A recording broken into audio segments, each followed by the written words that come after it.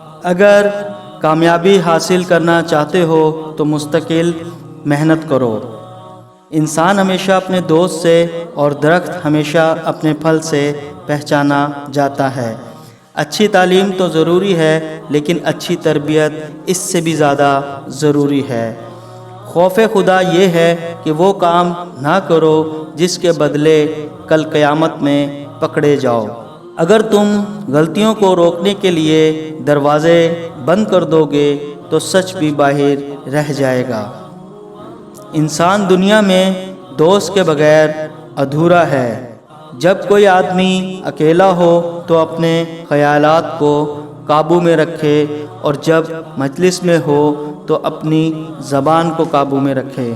تقدیر پر ایمان لانا غم کو مٹا دیتا ہے۔ کوئی ایسا دروازہ کبھی مت کھولو جسے بعد میں بند نہ کر سکو۔